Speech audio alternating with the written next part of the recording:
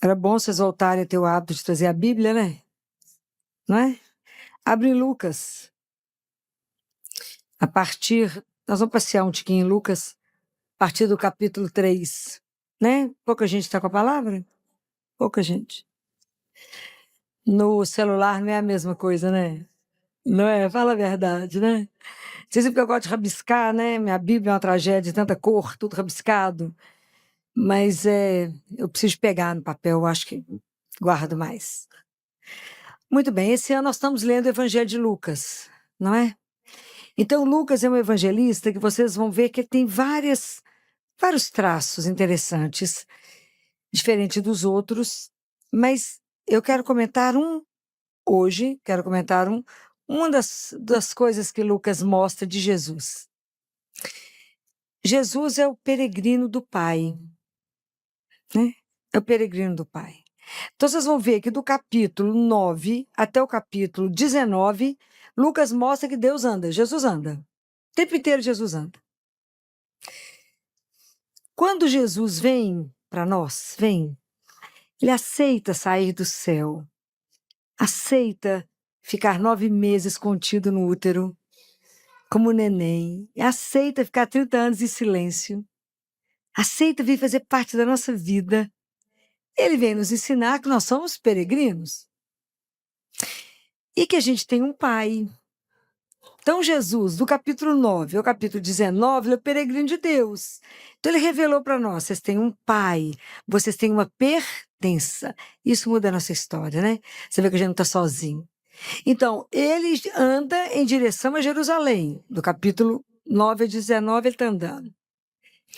E nós também estamos caminhando em direção a Jerusalém. Só que não é uma Jerusalém local, uma cidade, mas nós estamos caminhando em direção a Jerusalém celeste, a casa do nosso Pai. Nós estamos caminhando de volta para casa, né? Aquilo que Jesus ensina para Josefa: você veio do amor e você volta para o amor. Então a gente caminha aqui, teoricamente deveríamos estar caminhando no amor, né? Porque a gente caminha na presença de Deus. Como é que Jesus caminha? Se ele é o nosso modelo, se ele é o nosso mestre, se ele é o nosso Senhor, por que eu estou trazendo para vocês que Jesus caminha? O que eu quero mostrar para vocês em 8 pontos que Lucas mostra, o que Jesus fazia? Para que a gente possa aprender com ele, que é algo que é fundamental para nós. Então, se vocês pegarem o Evangelho no capítulo 3, a partir do versículo 21, é quando Jesus é batizado. Quando Jesus recebe o batismo, fala que nesse momento em que Jesus estava sendo batizado, ele estava em oração. Então, Jesus estava rezando no momento que ele estava sendo batizado. A partir do batismo, todos nós recebemos o Espírito Santo e nos tornamos filhos. Isso é a coisa mais importante da nossa vida. É o que eu fico desorientado quando o menino é batizado, que ele é criatura. Depois do batismo, ele vira filho. Se eu sou filho, tenho direito à herança. E herança é a vida eterna. Quase fico louca quando eu descubro que o menino é batizado. Batismo. Não pode ficar sem o batismo. É seríssimo isso. Então, ele aqui assumia a missão. Deus Pai fala: tu és o meu filho, eu hoje te gerei. Cada um de nós é um filho amado. E isso é uma coisa que eu vou falar para vocês eternamente, porque o dia que vocês tomarem posse dessa frase, que eu falo tanto com vocês, cada um de nós é um filho amado de Deus, sua vida é outra. Porque você vai andar na presença do seu Pai. E é para andar em santidade e justiça diante dele, com os olhinhos dele sobre você. Não os olhos de um juiz, é o olho de amor. Sabe o que é ser olhado com amor? É os olhos de Deus sobre nós. De que a gente descobrir isso. Então, Jesus aqui, ele rezava. Se a gente for no capítulo 6, Jesus vai escolher os 12 discípulos.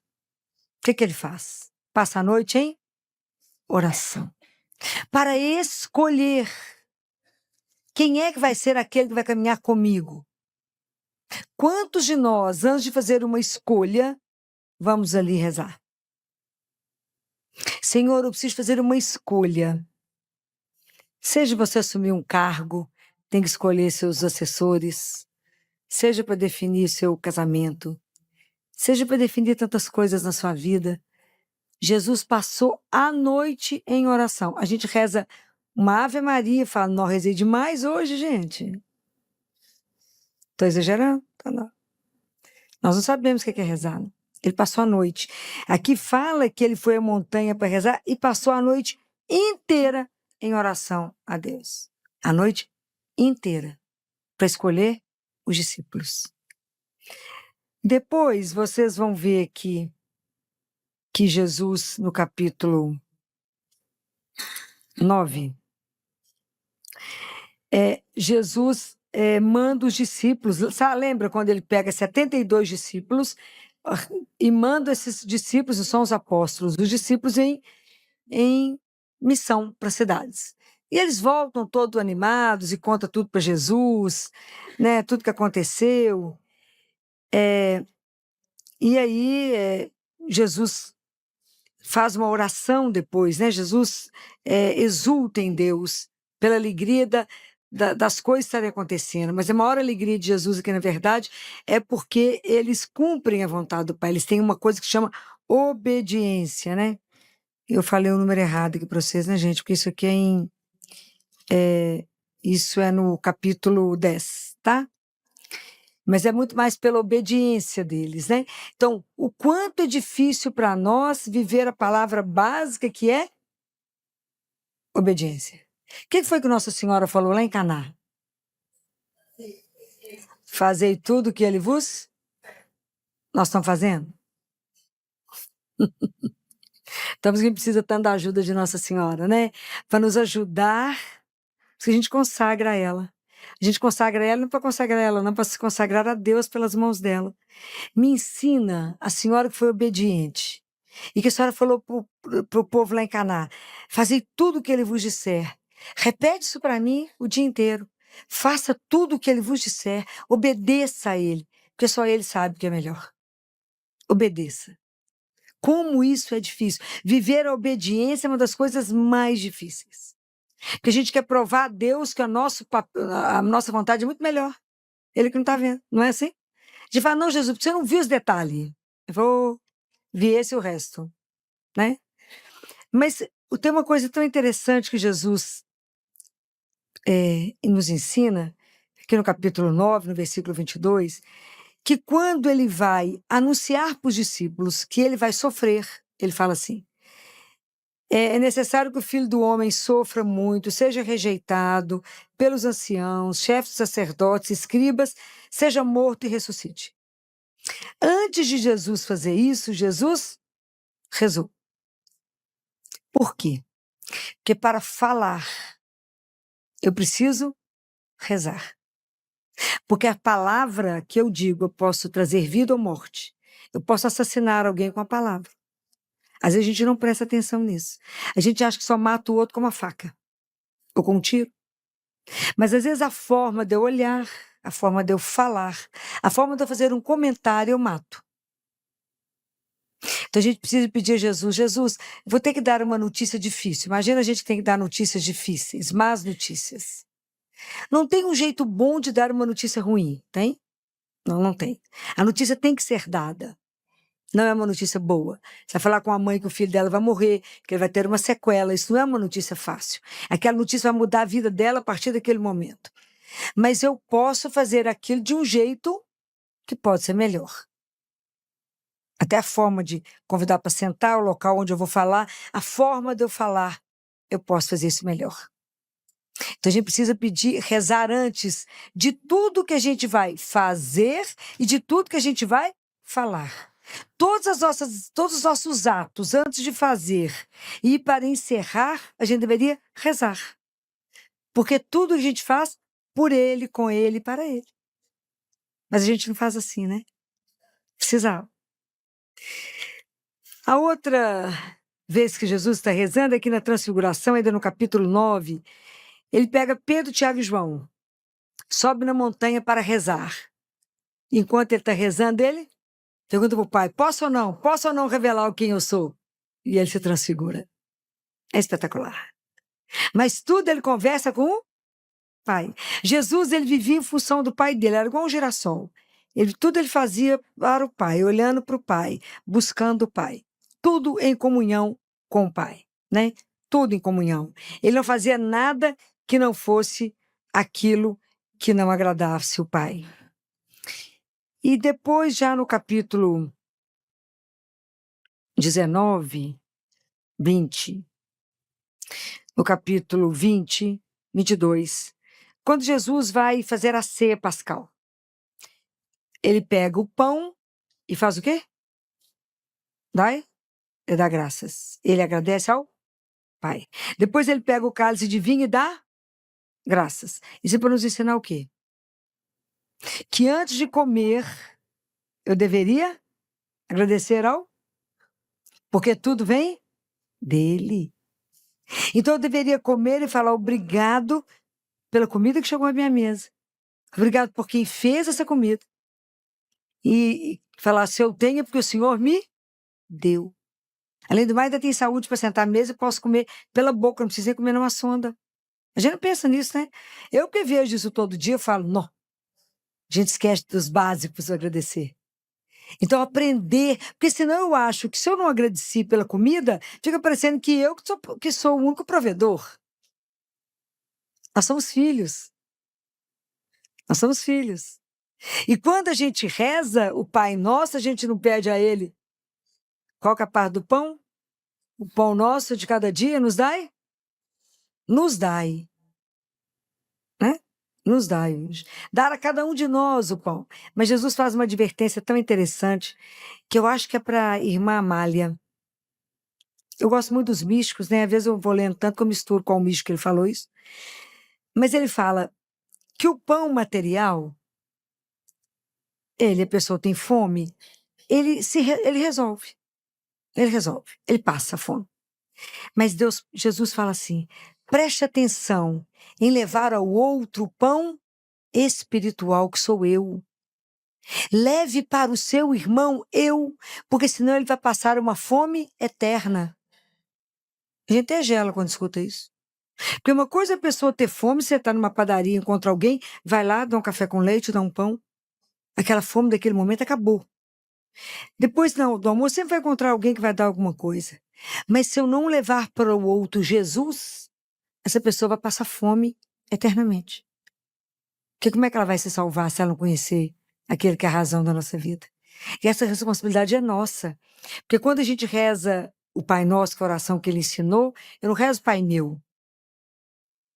Pai Nosso. Então ele é Pai de todos nós. Uns têm consciência e outros não têm consciência que tem um Pai. Mas se você já tem consciência, ensine para o outro que você também tem um Pai. Somos irmãos. Irmãos. Né? Então, tomar essa consciência de que somos irmãos é uma das coisas mais sérias da nossa vida. Pode imaginar, eu penso muito quando ele pergunta para Caim, e essa semana passada nós lemos muito Caim, né? Caim, onde está Abel? Ué, não vi não. Ó, tinha acabado de matar Abel. Onde está o teu irmão? Isso é uma coisa para a gente pensar. Onde está o meu irmão? Porque é uma coisa que me preocupa tanto, principalmente a todos nós, né, que estamos aqui, que trabalhamos, principalmente a turma da área da saúde, seja médico, enfermeiro, fisioterapia, seja o que for. O compromisso que cada um de nós tem com o outro, porque o outro chega em nós doente, frágil, completamente frágil. Então, o profissional de saúde, ele tem que tomar consciência que ele é a extensão da misericórdia de Deus na vida do outro, independente da situação social dele. Independente se ele tem plano de saúde ou se ele é um paciente do SUS, eu tenho que tratá-lo com humanidade. E humanidade não é cumprimentar o outro. Tratar bem o outro, isso é obrigação nossa. Humanização, humanidade é trazer para o outro o que há de melhor na ciência e lutar para que ele tenha a mesma condição que o outro também tem. É uma guerra. Mas a gente está tão acostumado que o paciente do SUS tem uma coisa e o outro tem outra que a gente acha isso normal. Que dia que nós vamos começar a gritar por isso, que está errado? Que dia que nós vamos não aceitar, ficar inconformados com isso? É seu irmão. Isso é uma brincadeira. A criança toma uma vacina de pneumococo 20, paga, e o menino do SUS toma 10. E o P que mais mata, do SUS não paga, não cobre. Até que dia eu, como pediatra, a sociedade de pediatria vai ficar muda diante disso? Nós somos coniventes. Isso é o que mais me mata. Eu tenho muito medo dessa omissão diante de Deus. É meu irmão. Uma das alegrias que eu tenho de trabalhar na Santa Casa é porque a gente busca a saúde de ponta para todos. É para todos. Lá a gente lida com o SUS, é uma luta conseguir manter o hospital, que a gente dá o que há de melhor. Diretoria nunca negou absolutamente nada. Nada. Isso é um orgulho. Semana passada a gente ficou extremamente feliz quando chegou para nós o primeiro hospital de Belo Horizonte a ter a nutrição parenteral do prematuro. Aqueles meninos que nascem com 1 quilo, 900 gramas, que a gente pode ligar. Ele chega, não precisa ligar soro, posso ligar uma nutrição parenteral. Então, lutar por isso é porque eu tenho que ter consciência que ele é meu irmão. Por isso que o nosso caminho de ser peregrino não é fácil, nós temos que ser transformados. Não é uma brincadeira. E a gente aceita muita coisa. Isso está errado. Então, quando a gente agradece a Deus, a gente aqui agradeceu a Jesus, né? Pela comida, a gente tem que aprender a agradecer, sim. Obrigado. Se eu tenho esse alimento, é porque o Senhor me deu. Gratidão. O filho tem que ser grato. E trabalhar para que o outro também conheça. A penúltima coisa, a sétima, é quando Jesus está lá no Monte das Oliveiras, no momento do sofrimento profundo, ele reza. Isso é uma coisa para a gente aprender, que no momento da dor e no momento do sofrimento, eu preciso aprender a rezar. Filó, mas agora a situação é crítica, eu não tenho mais nada para fazer. Temos que rezar. Nós rezamos. Porque eu ofereço a Deus o sofrimento meu dessa pessoa. Para quê? Para minha santificação, para a santificação da família, para a santificação daquele que está indo. Deus pode pegar essa oração e transformar. Fala, Senhor, nós estamos vivendo um momento de muita dor, nos ajude. Assim como o Senhor entregou o Pai naquele momento, o Senhor dobrou o joelho, me ajude a dobrar aqui nesse momento. Me ajuda a colocar na cruz, não sofrer por sofrer, essa dor que não tinha na sua cruz. Nos ajuda a colocar isso. Me ajuda a viver isso. Não é fácil aprender a viver no sofrimento. Ver o sofrimento e dar conta de passar por ele. Mas todos nós vamos ter sofrimento. Então, aprender que no sofrimento a gente pode rezar por isso. Sofrimento transforma, né? E a o oitavo momento é quando Jesus morre na cruz. Se a vida nos pegar, na hora que a morte chegar para cada um de nós, se ela já nos encontrar nesse caminho de peregrino para Jerusalém, em rotina com a oração, fica mais fácil de passar, porque eu sei que quando eu passar, é uma porta que eu vou abrir, do outro lado está Jesus, que eu vou me encontrar com ele. Como diz Jó, os meus olhos irão vê-lo. Né? Então a gente faz uma passagem com mais tranquilidade, porque a gente já sabe que ele já destruiu a morte, que a morte não tem a última palavra, que ela tem a penúltima, e que eu posso ficar tranquilo, que eu vou estar com ele. É diferente.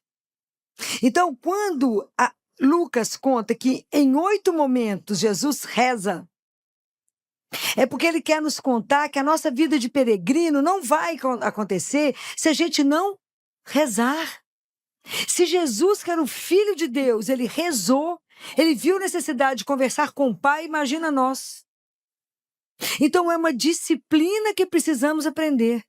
Não existe ninguém que vence alguém que reza. Pode ter certeza disso. Não há ninguém que pode vencer alguém de joelho. E o seu joelho sempre vai te levar aonde seu pé não ousou ir. Então, aprender a rezar, aprender a colocar tudo diante de Deus, numa relação de filiação. Ele é meu pai. O Senhor me ajuda? O Senhor me ajuda a decidir, me ajuda a pensar, me ajuda a escolher, me ajuda a tomar a decisão certa. Me ajuda sempre a fazer opção pelo Senhor. Porque se a gente reza o Pai Nosso, eu já falei isso com vocês. A primeira palavra é Pai, a última é mal. Mas livrai-nos do mal. O mal é o antipai. Então me ajuda a fazer opção pelo Pai e não pelo antipai o dia todo da minha vida. Me ajuda. E a gente, sem oração, a gente não sabe discernir absolutamente nada. Por quê? Qual é o animal que a gente mais parece? Fala, Filó, não parece com nenhum animal, parece. Qual é o animal que a gente mais parece? Hã? Não, a ovelha. Por quê? Somos todos desorientados. Estou falando mentira? A ovelha é tão desorientada que ela não sabe o que é comida e o que é cactus. O que é um alimento fresco de uma coisa que está perdida. Por isso que ela precisa do pastor. É lindo, gente. A ovelha é tão desorientada que se ela não tem alguém que direciona, ela corre e cai num precipício. É igualzinho a gente. A gente se perde e cai lá. E aí, quando ela machuca, isso eu já até contei para vocês, que ela bate a cabeça e se fere, que às vezes ela se perde, ela entra no espinheiro, os lobos podem pegá-la e matá-la, precisa do pastor que tire ela da situação de perigo. E quando ela está ferida, o pastor passa óleo para que as moscas não fiquem na cabeça dela, não entrem pelo ouvido e pelo nariz, desorienta ela para que ela saia correndo, batendo a cabeça e se machucando. Na Sagrada Escritura, mosca está relacionada com demônio. Então, os pensamentos que te tiram do lugar, que te desorientam. Por isso a gente precisa do pastor. E é tão bonitinho que enquanto a ovelha não entendeu quem é o pastor carrega. Carrega a ovelha no colo ou no pescoço. E ele começa a emitir o som que a ovelha emite, para que ela passe a reconhecer a voz dele. O que Jesus fala? Aqueles que são meus, né? Aquele que reconhece a minha voz. As minhas ovelhas conhecem a minha voz. Então, quando o pastor já faz essa identidade com a ovelha, ele reconhece o cheiro da ovelha e a ovelha reconhece a voz do pastor. Então, quando o pastor emite o som que a ovelha faz, a ovelha corre em direção a ele. E só dele. É essa intimidade que a gente tem que ter com esse aqui. O nosso grande pastor de almas, que é Jesus. Que quando ele chamar, quando Maria Madalena chega no sepulcro, está lá chorando, e que ela acha que aquele homem que está lá é o jardineiro, e Jesus fala com ela, Maria, a forma como ele falou o nome dela, falou, é ele. É essa voz que a gente tem que aprender a reconhecer. Que quando ele me chama pelo nome, é quando ele chama e pelo jeito dele me chamar é só ele. Então pedir a ele, Jesus, me ajuda a silenciar tantas vozes que não me levam a lugar nenhum para reconhecer a sua voz quando o Senhor me chama. Mas para me ter essa intimidade de reconhecer, eu tenho que rezar. Então, quando eu trouxe isso para vocês, porque na palavra de Deus de domingo, a primeira leitura de Jeremias falava assim, bendito o homem que confia no Senhor, cuja esperança é o Senhor. Somos benditos. Jesus fala que cada vez que a gente vai até Ele e entrega uma situação para Ele, Ele é glorificado porque nós demonstramos para Ele a nossa confiança nele. Isso é maravilhoso. Ele fala, não vem trazer sugestão para mim, não. Não preciso da sua sugestão. Eu já tenho a solução. Então, benditos somos nós, né?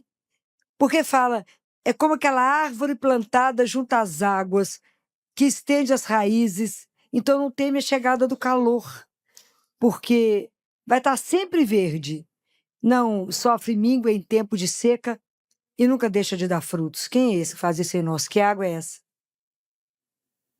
Que água é essa? Que água é essa? Que água é essa? Hã?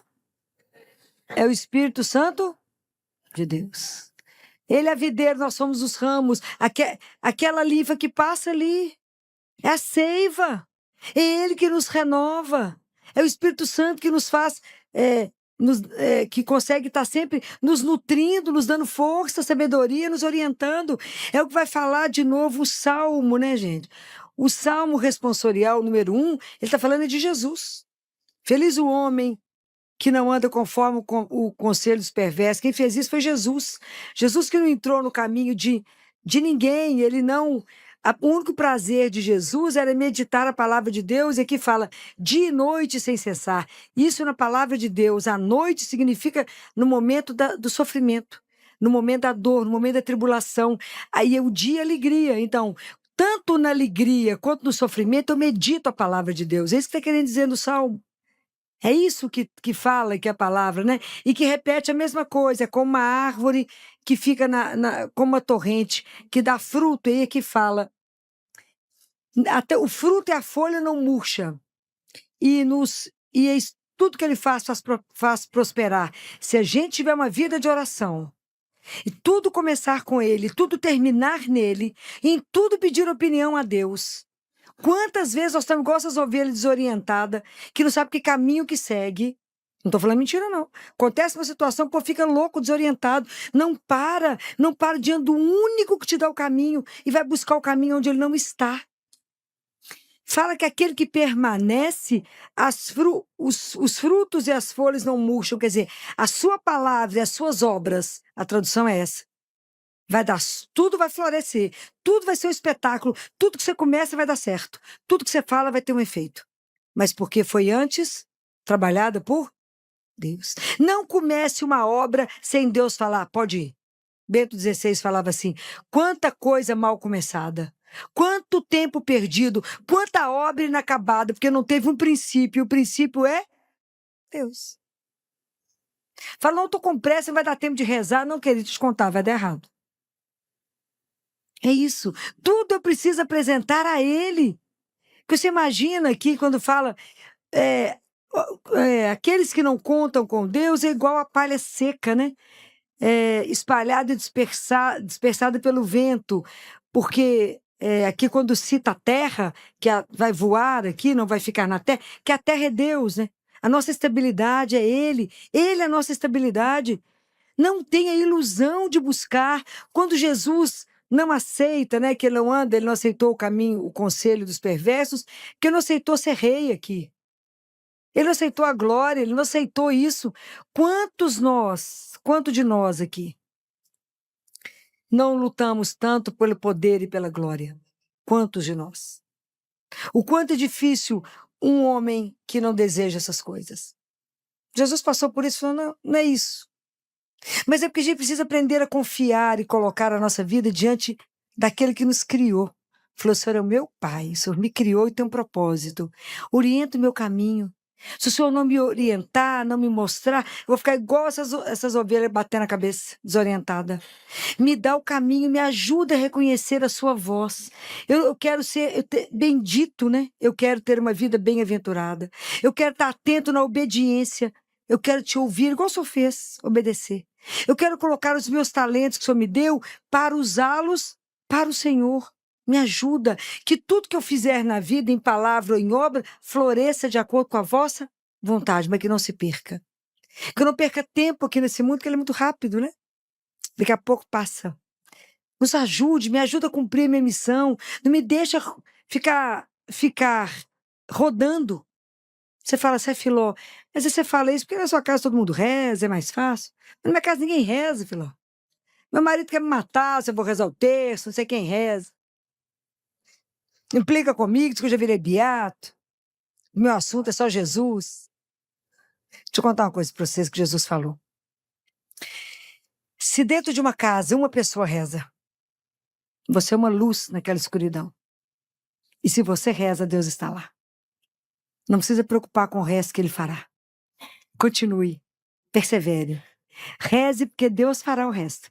Às vezes a salvação da sua família vai depender de você, Lê. Mantenha, continue falando com Jesus. Continue rezando, continue entregando aquelas pessoas, uma por uma. E no momento certo, por causa da sua oração, você salvará a sua família. Mas tem que ter um, para sair o povo da treva, enxergar a luz, né? Como é difícil abrir os olhos para ver. A oração é a maior riqueza que nós temos. É a única coisa que acalma o nosso coração. Acontece alguma coisa, e antes de você tomar uma atitude, fala, peraí que eu vou lhe conversar com Jesus. Vai lá e fala com ele. Jesus, eu estou com meu coração. A oração é um encontro. Eu estou indo ali encontrar com o meu Deus. Você imagina a gente ter a certeza que eu estou indo ali e ele está vivo. Imagina, aquele Jesus que andou na Galileia, que curou aquele povo todo, que fez e aconteceu, que transfigurou. Imagina, ele está ali me esperando. Se eu estou angustiada, eu vou ali e falo com ele, Jesus. Ele fala, para falar. Mas até ele já sabe, né? Mas ele é tão fino que espera a gente contar tudo.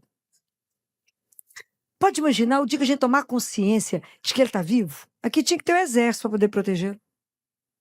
Essa igreja não caberia. Porque eu posso ir lá e contar para ele e sair daqui dançando, porque ele já ouviu. E ele vai fazer.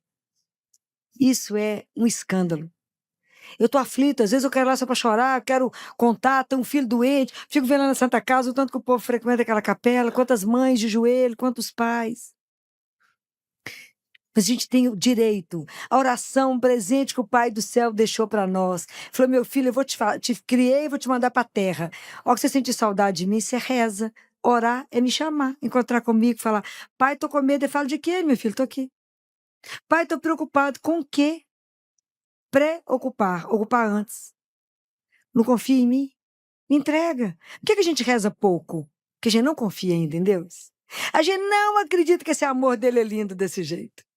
Então a gente fica sempre na dúvida, a gente confia mais nas nossas mãos. E Jesus fala assim, não confie em nada em você, apenas em mim.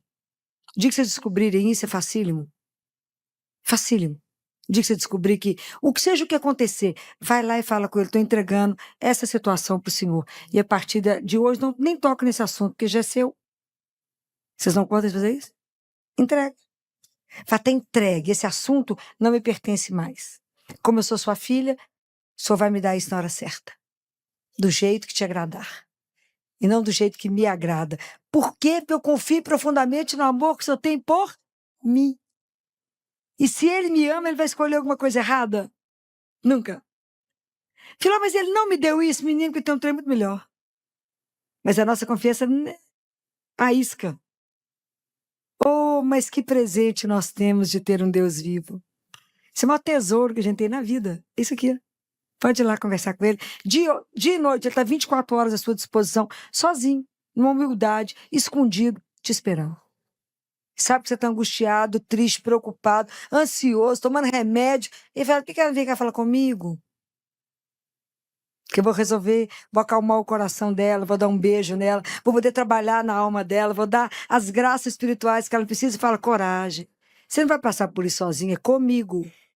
Eu te darei o recurso. Todos os dias nós temos uma tribulação. Todos os dias Deus manda a graça.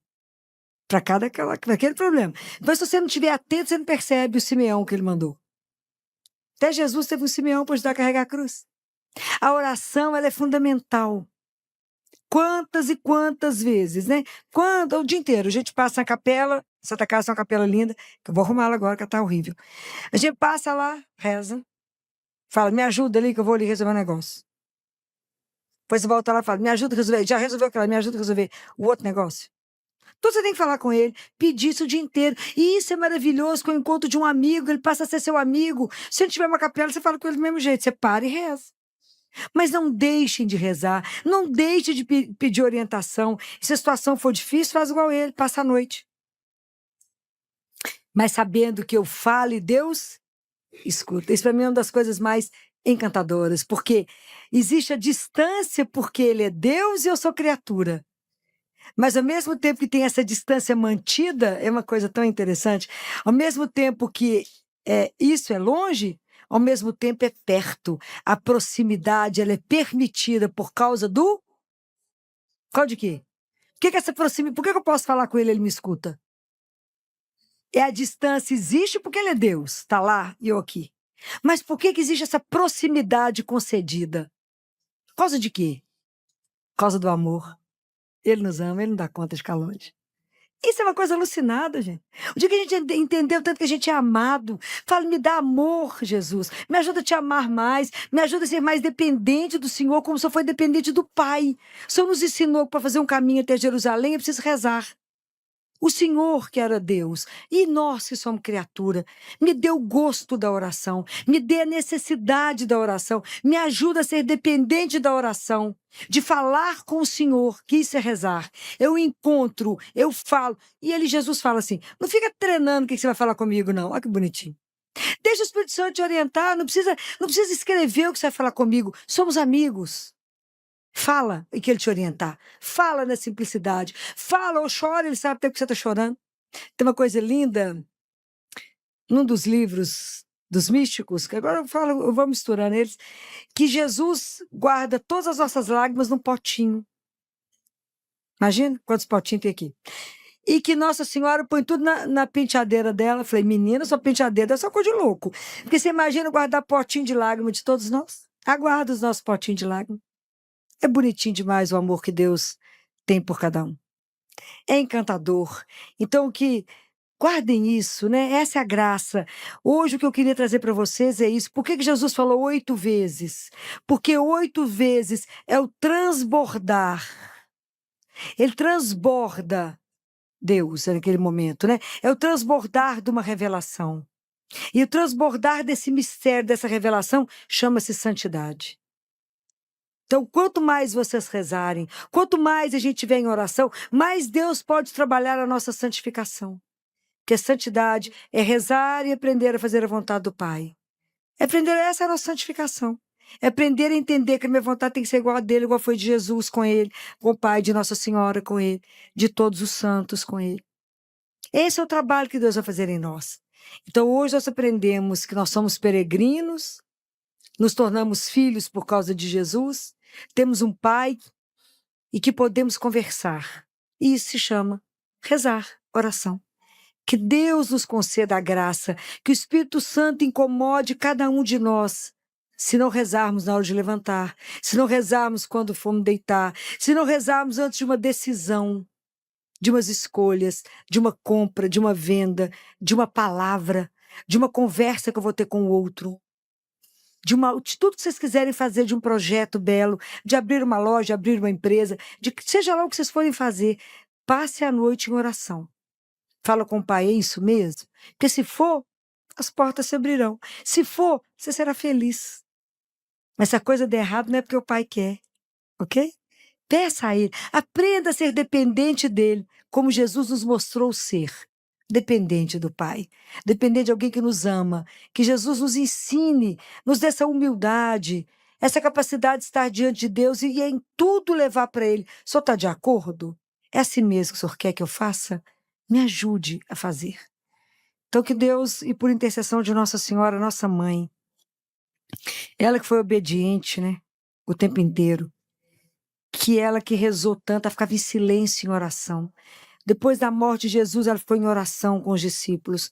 Nos conceda a graça de aprendermos a rezar e de sermos dependentes da oração para que nenhuma decisão da nossa vida, nenhum ato, nenhuma palavra saia de nós sem que antes a gente tenha entregado tudo a quem que realmente pode transformar todas as coisas. Louvado seja nosso Senhor Jesus Cristo.